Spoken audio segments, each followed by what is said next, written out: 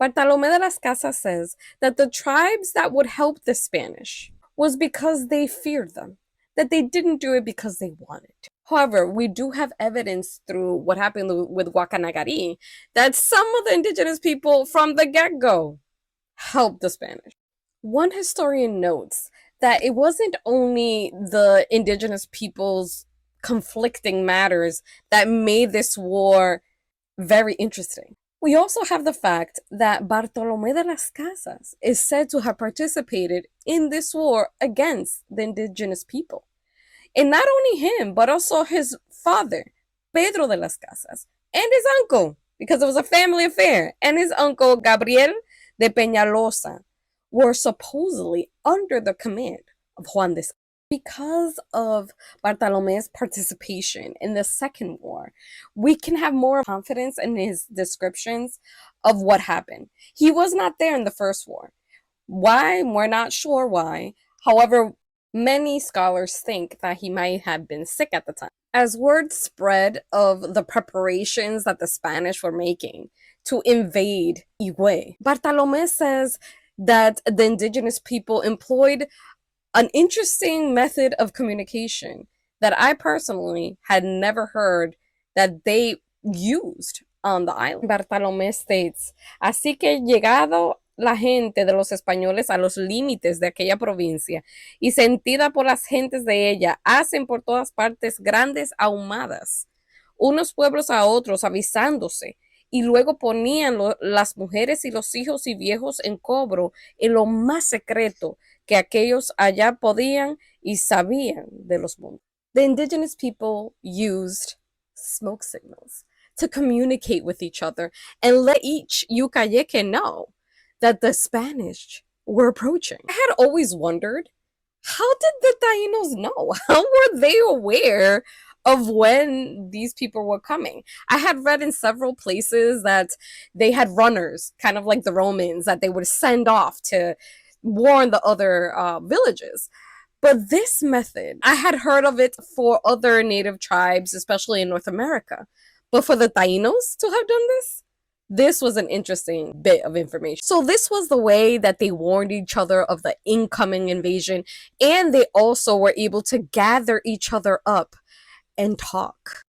Even with all this chaos, they were able to have a secret meeting, or at least that's what legend says. Legend says that within a cave in a place called Anamuya, filled with petroglyphs, which are basically images that have been carved into the stone, not painted, as can be seen here. Some of these images, and I'm going to make a whole video later on about the finds at this site, but some of these images would have been already ancient in the time of the Taina. And legend says that while Second Higuey War was being fought, main Taino caciques were having a secret meeting at this sacred place. This place has two sections, from what I understand.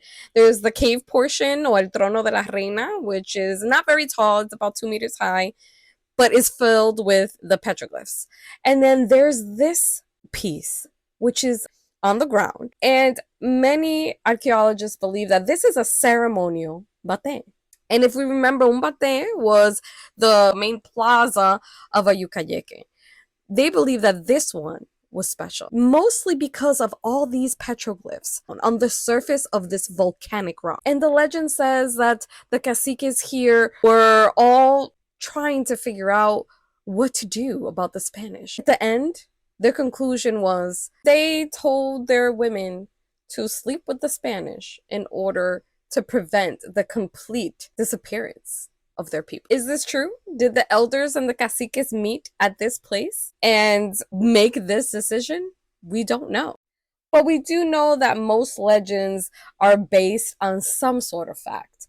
It is known that the elders and the caciques of Higuey had more communication with each other. They weren't as independent from each other as the other caciques and Yucayeques seemed to be. As the Spanish approached Higuey, it is said that Juan de Esquiva went killing every single indigenous person, man, woman, and child he could. As they fought, the Spanish were also aware of following different leads, thinking that it would lead to COTUBANAMA.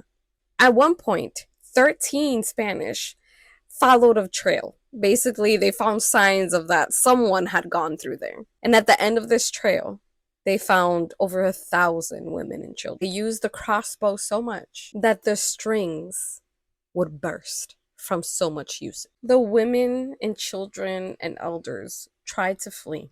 Some managed to escape, but most were captured or killed. Bartolome describes how the indigenous people of Higuey were so fierce that even when an arrow pierced them all the way to the feathers, they would still yank out the arrow from their bodies, break it with their teeth, and throw it before the Spanish. They would still ultimately die. But that act for them was a form of defiance.